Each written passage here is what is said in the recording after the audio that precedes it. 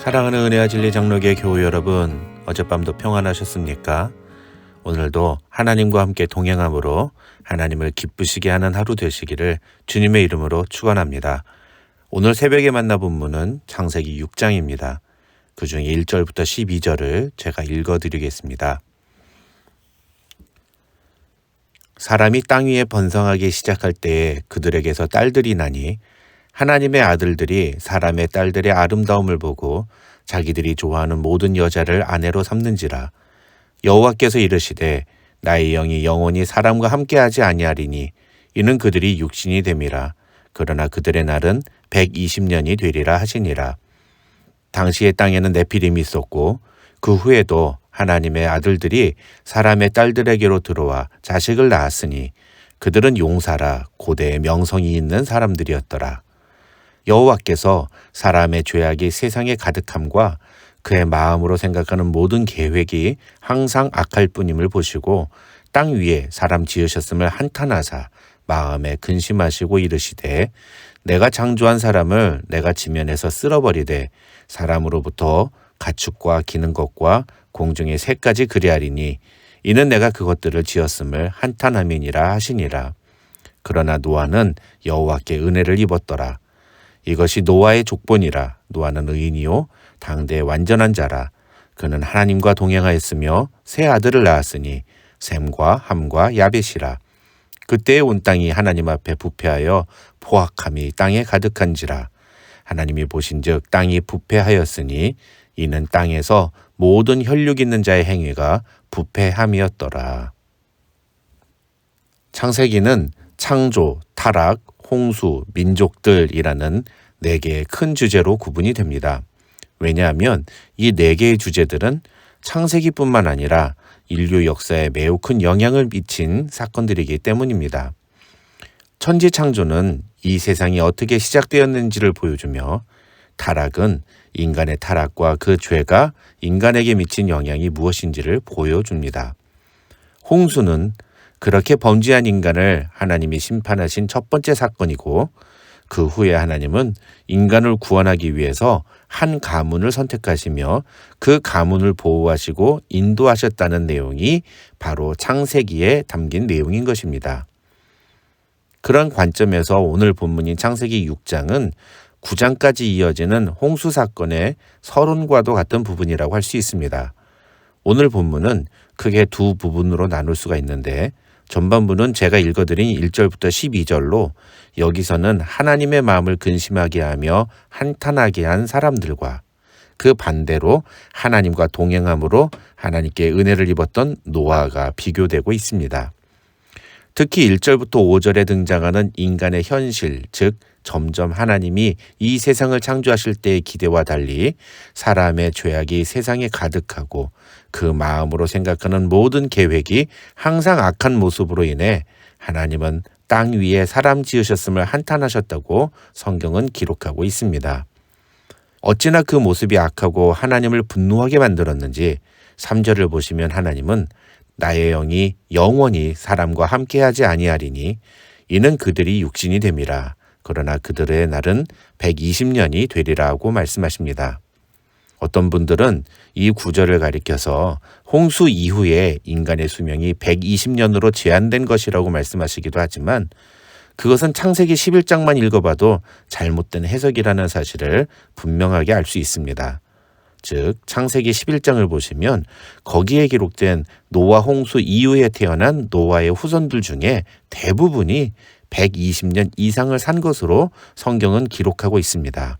그렇다면 3절은 무슨 뜻일까요?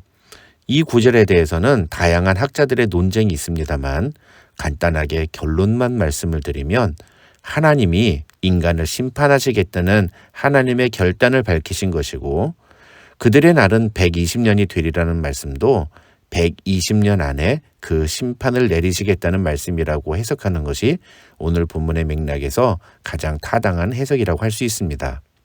그런데 여기서 또 우리가 이해하고 넘어가야 할 부분이 있습니다.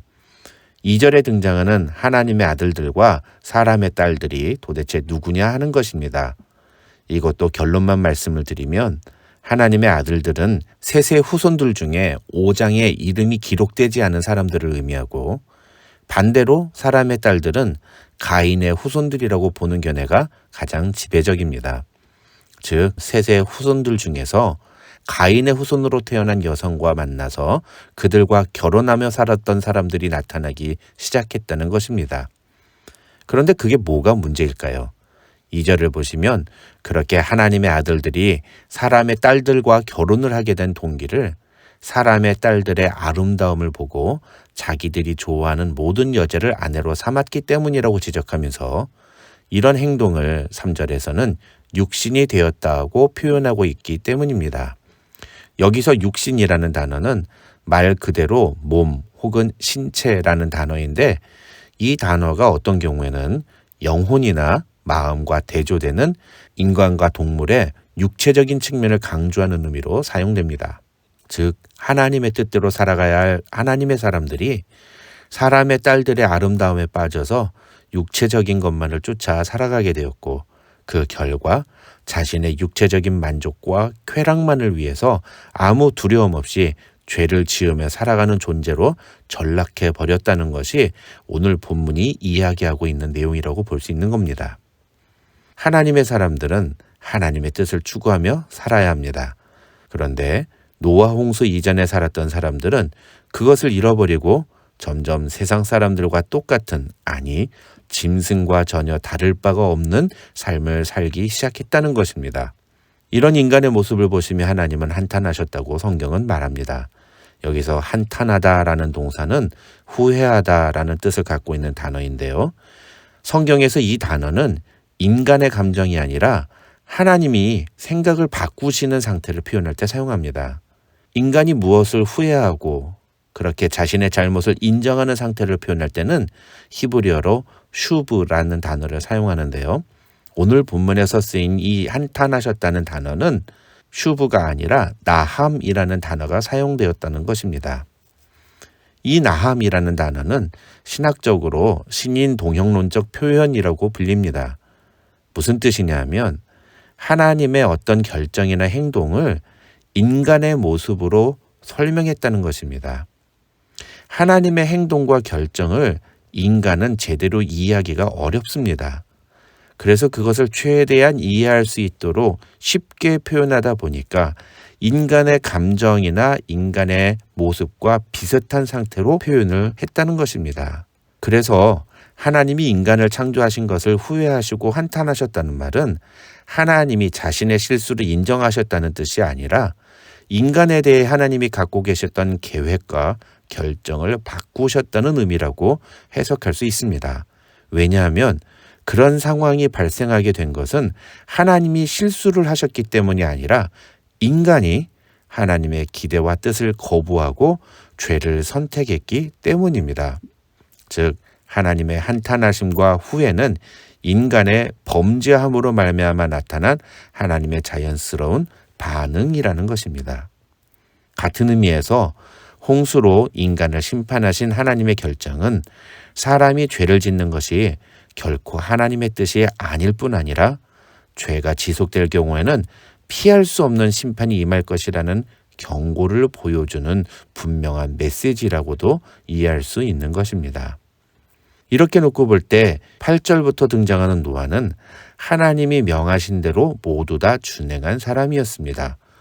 9절을 보시면 그는 의인이요 당대의 완전한 자로 하나님과 동행했다고 성경은 기록하고 있습니다. 아니 도대체 어떻게 했길래 이런 평가를 받을 수 있었을까요? 22절에 그 해답이 나옵니다. 노아가 그와 같이 하여 하나님이 자기에게 명하신 대로 다 준행하였더라. 오늘 본문인 창세기 6장의 두 번째 부분인 13절부터 22절까지는 바로 그렇게 노아가 하나님께서 자기에게 명하신 내용을 그대로 준행하는 내용이 기록되어 있습니다. 창세기 1장에서 우리는 하나님이 말씀하신 그대로 피조물들이 되었을 때 하나님이 보시기에 좋았더라고 기록한 것을 살펴보면서 우리도 하나님의 말씀에 순종함으로 하나님이 보시기에 좋은 하나님을 기쁘시게 하는 자들이 되어야 한다고 말씀드린 적이 있습니다. 오늘 본문에 등장하는 노아가 바로 그런 사람이었던 것입니다. 노아는 배를 만들어 본 적이 없었습니다. 그런데 하나님은 그런 노아에게 배를 만들라고 말씀하셨습니다. 노아는 하나님이 명하신 대로 배를 만들었습니다. 노아는 바닷가에 살지 않았습니다. 학자들은 노아가 산지에 살았다고 추측합니다. 그런데 하나님은 그런 노아에게 배를 만들라고 말씀하셨습니다. 노아는 하나님이 명령하신 대로 산에서 배를 만들었습니다. 노아가 배를 만드는 동안 아무도 노아를 도와주지 않았습니다. 그는 철저히 외로웠습니다. 그렇지만 그는 혼자서라도 하나님이 명하신 배를 만들었습니다. 노아가 배를 다 만들기까지는 120년이라는 긴 시간이 걸렸습니다. 그 말은 120년 동안은 비가 오지 않았다는 뜻입니다. 설령 비가 오더라도 그렇게 큰 배가 필요할 만큼의 비는 오지 않았을 겁니다. 120년 동안 노아는 왜 이런 배를 만들어야 하는지, 이렇게 큰 배가 정말 필요한지 수없이 많이 질문했을 겁니다. 그러나 결국 그는 하나님이 명하신 대로 120년 동안 배를 만들었습니다.